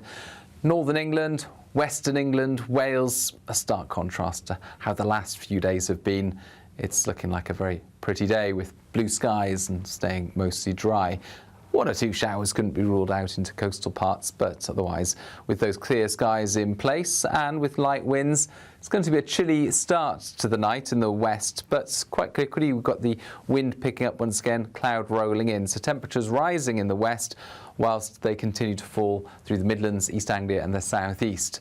Extensive fog forming in the southeast, and by the start of Wednesday could be some tricky conditions on the roads with that fog slow to clear. A touch of frost in places as well where the fog does clear. Some sunshine for a time in the southeastern quarter of the country, but elsewhere across the UK it's wet, it's windy. Once again it's Western Hills seeing the heaviest rain, and the focus by the end of the day will be across South Wales and the southwest of England. A little bit milder as that rain comes in, but not feeling very pleasant at all. Expect warm spells with the odd rude interruption. Box Boilers sponsors the weather on GB News.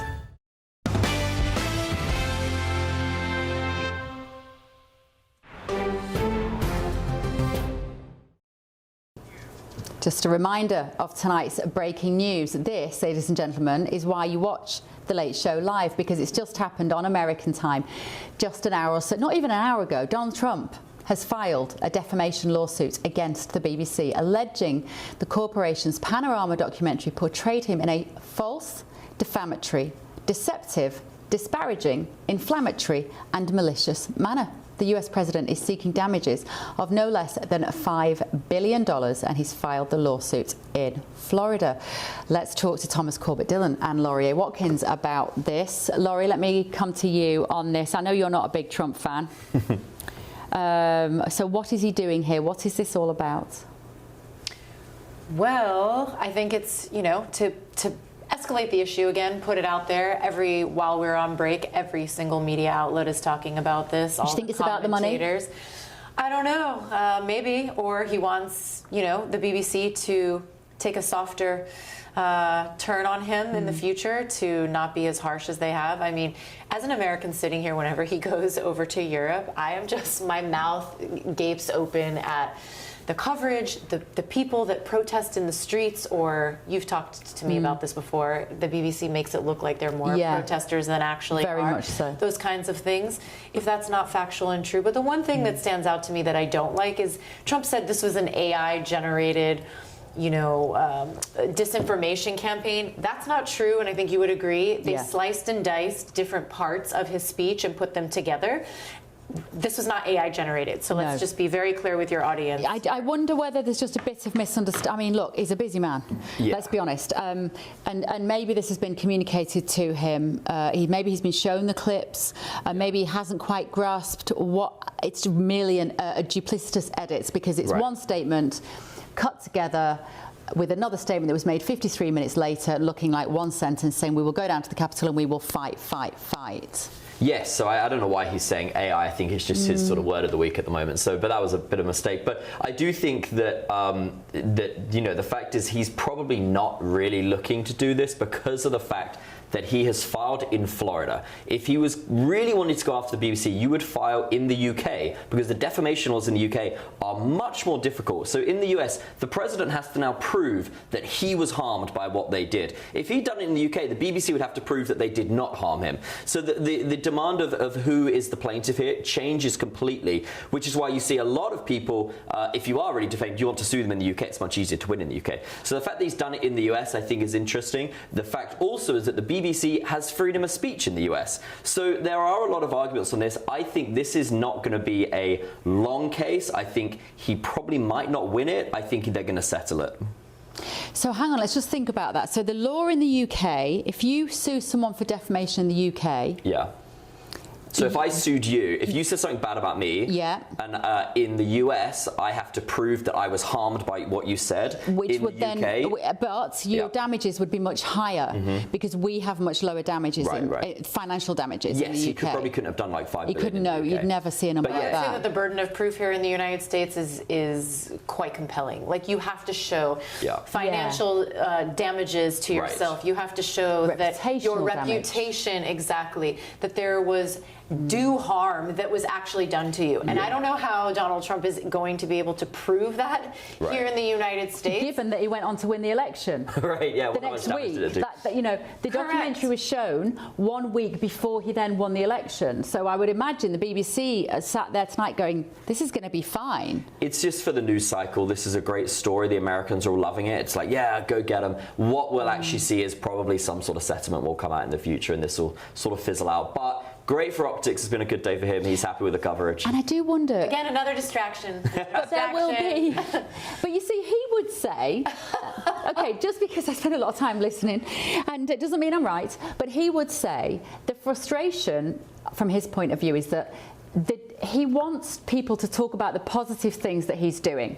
And he feels that the press, and Caroline Levitt will say this, and she echoes this in the briefing room every single week, she'll say the press don't talk about the good things that he's doing. Okay, Bev, they don't want January the 6th, there was not one iota that was positive about that entire day. Go talk to any of those Capitol Police officers. Go talk to any of those members of Congress who were fearing in their, for their own lives and their own safety.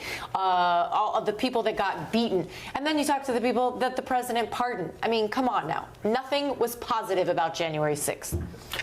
Which would make you think, and Thomas agrees with me. No, Look sometimes, But that's a really interesting point, actually, because what this issue is doing by filing this lawsuit, it is making people talk about January the 6th again. Yeah. Which you would think he wouldn't want. If that is the case, he wouldn't want that, but he's unafraid to do so. Yeah, and I think this just comes down, as you said earlier, the fact is that the BBC is so far left, and the real sticking point for us is that we are forced to pay for it. They could be as left-wing, CNN exists here, they're as left-wing as anything, but you can't force people to pay for it, and I think that's why the British people are so upset at the BBC, and I guess what, the license fee is going to triple now to pay for the Trump settlement? It's going to be a beautiful ballroom with that money, I tell you, $5 billion just got put into that. Right, moving on.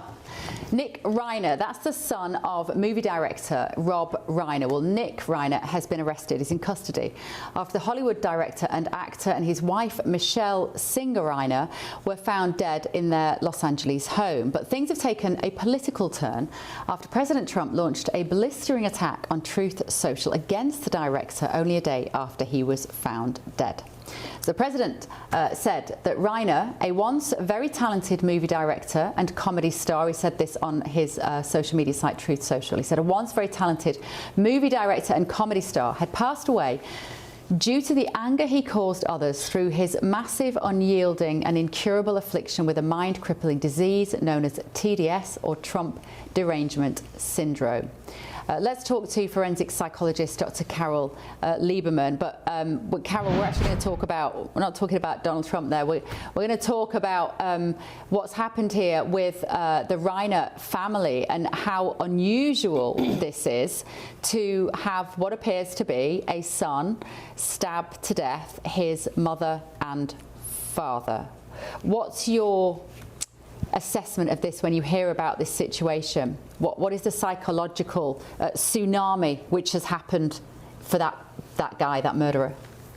Yes. Well, first of all, as a forensic psychiatrist, of course, it's a very sad situation, and it's particularly sad if it was, in fact, his son. I mean, he's innocent until proven guilty, but allegedly his son, Nick. And Nick has had problems for much of his life. In fact, since he was a little boy. This is called patricide, the killing of one's father. And it generally stems from an unresolved Oedipal complex. An Oedipal complex is, well, an Oedipal phase is when a child, let's say particularly in this case a boy, is between 3 and 7. And what happens during this Oedipal phase or phallic phase is that little boys want to marry their mothers, so to speak, and kill their fathers because they're rivalrous with their fathers. And, it doesn't mean literally, but it means that the little boys want the attention of their mothers and they have to fight with their fathers, to get her attention. He's a competitor. And so it seems like Nick probably, that phase didn't resolve in a normal way. And he has kept this rivalry with his father, throughout his life. I mean, there are other reasons, too. His father was very famous as an actor, as a director. He was a big shot in Hollywood. And Nick felt very little compared to him. So, and Nick has had many, many problems over the years. This isn't like just one day he woke up and killed his father, allegedly. He had problems with alcohol and drugs, and he's been to rehabs, like 16 or 17 rehabs. And I think probably he has some undiagnosed psychiatric disorder, such as bipolar disorder or something that wasn't picked up in these rehabs. And so he really wasn't sufficiently treated. And the story is that the night before the killing, there was an argument at a Hollywood party. Now, it's so far there have been no reports that I've been able to find that say what the argument was about. But getting back to TDS, so I don't know that the argument was related to TDS or anything like that. That his father, Rob, was known to be very much against Trump. But I do know that TDS is really driving families to be very much against each other, pits family members against each other if they like Trump, don't like Trump, things like that. So it's possible it played a role. I don't know for sure yet, but certainly things went wrong much earlier in their relationship. And but his parents, the Reiners who are now deceased, both of them, those are both Nick's biological parents, aren't they? This isn't, you normally look for, the rocks upon which that person smashed. There's no divorce in the family here. The parents are still together. And I can't imagine actually how difficult it must have been for Michelle and Rob Reiner to be raising such an unpredictable, was then an adult son. Yes. I'm very familiar with what happens at rehabs and what happens with patients in general, psychiatric patients. And sometimes some rehabs are proponents of very much, a very strong way of parents handling their addicted children, too strong, telling them to just tell them, that to push them out of the house if they're not going to go to rehab or not going to, stop drinking or stop taking drugs. And so there's possibly that, but I really think that perhaps a mental illness was misdiagnosed or not diagnosed. Yeah, certainly unusual behaviour. That's the understatement of the day. Thank you so much for joining me. Really fascinating. Forensic psychologist Dr. Carol Lieberman there. Let me just get a reaction from my panel here. It's such a disturbing story, Thomas, and not a famous man. And Leo Kearse is down the line as well. Leo, let's bring you in on this as well. Because what a tragic story. And just to be clear, Nick Reiner has been arrested. I presumed non-innocence there until proven guilty. So just be really, really clear. That was my mistake. He's under arrest, but we don't know that he was actually the perpetrator of this. But if he has been, and clearly a man with issues, Leo, I can't, as heartbreaking as it must have been horrendous for the family to live with a son going through those issues, and they've stayed married, and this sounds like such a tragic end.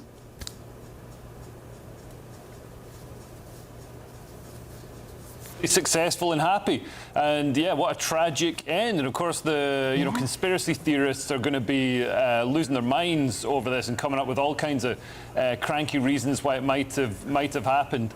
But I guess we might never know the full depths of it. I guess when they've questioned Nick, they'll get more information, but we've just got to wait till then, I guess. And that psychologist I thought was quite interesting there, Leo, about Trump derangement syndrome is actually driving families apart. That it's become, first of all, it was Brexit, then it was COVID, and now it's President Trump. It feels like there's always something coming along to make the Sunday lunch table awkward, Leo. Well, what I'm seeing, I don't know if other families are like this, but for a long time I was some sort of far-right outlier in my family, and now everybody's gradually becoming more right-wing, and now everybody's starting to become more harmonious and unified, and can see that actually I was right all along. It's a nice feeling, isn't it? Thomas, can you relate to that idea that that President Trump is such a divisive figure that actually he is splitting up families? Yeah, I mean, you see it all along, you know, and I think Leo's right. It's now become, you used to be the sort of crazy uncle, now you like the cool uncle. It's like, oh, actually. But I think this story actually goes deeper because Rob Reiner made a film that it didn't get much coverage, but it's called Being Charlie, and it is basically about his son. And I haven't watched it; it's like top of my watch list now. But from what I understand, the quote I've just looked up, it says that it is about powerful, liberal, and emotionally useless parents. So it's almost Rob looking at himself and saying, you know, what did we do wrong in this situation? Heavily criticizes elite liberal parenting and the rich progressive hypocrisy. So this is going to be really interesting to watch and see, you know, from the insider, what was really going on. But it looks like a good movie. I'll need to check it out. Looking at the front pages of these papers as well, Leo, for tomorrow, we've got this picture of Ahmed al-Ahmed. Now, he is the father, the Syrian gentleman who tackled the terrorist gunman in one of the most unbelievable pieces of footage that I've seen all year, and he really isn't very well, is he? He did get shot in the pursuit of that man, and we were talking just in the break actually about the fact that he didn't shoot Ahmed al-Ahmed, he didn't shoot the terrorist when he had the opportunity, and I wonder why. He put the gun down. He put the gun down because well, hang on, 1 second, Leo. Go on, Laurie. He put the gun down because in these situations, if you keep the gun in your hands and law enforcement comes, or say another hero or innocent bystander that wants to get involved, they might think that he actually was the shooter and he could get killed or shot himself. Unfortunately, that's what happened anyway by the other family member who was shot on the him bridge multiple times, and he's fighting for his life. Yeah. Leo, go on. I was just going to say pretty much the same thing, and also, I mean, I think it's quite a difficult thing to kill someone, even if you know he might have thought it was a TikTok prank or something. I mean, it's I think unless you've actually killed someone, it's hard to say. I think you're absolutely right, and that for me was what it shone a light on. We all presume in that situation it would be easy to pick up the gun and take out the assassin. But that just shows the difference, doesn't it, between a healthy, psychologically healthy person and the killer, because the killer was doing it effortlessly. There was almost no better way of illustrating the difference, Thomas, just briefly between the two. Well, I think the real situation is look at the Daniel Penny situation. This guy, probably, if he'd have shot that guy, he would have been arrested himself, which just shows men can't defend themselves in society anymore. They arrested the guy that stomped on the guy's head. So, you know, the Australians are arresting everyone in this. Yeah, absolutely. Right, Leo, thank you so much. Sorry it was so brief this evening. Obviously, we had that breaking news about President Trump filing a defamation lawsuit against the BBC. GB News will, of course, have the latest on that at 6 o'clock in the morning. I was going to say tomorrow morning, but it's already tomorrow where you are. Thank you, Thomas. Thank you, Laurie. Follow up on social media, won't you? Watch what we've done, and I'll see you tomorrow night. Sleep well.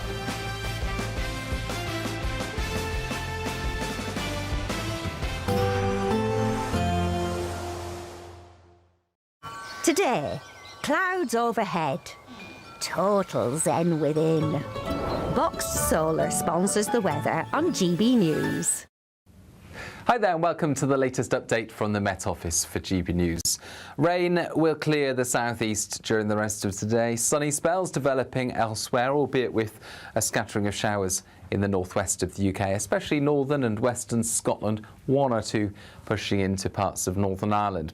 But it's this area of rain that has brought such wet weather to the northwest and then the west of the UK during the weekend and the start of this week. Still some spots of rain to come across parts of Kent through the afternoon. A lot of cloud here as well, but it is easing away. 10 Celsius in the southeast, 6 or 7 to the northwest, where we do have blustery showers continuing during the evening across the north and west of Scotland. Some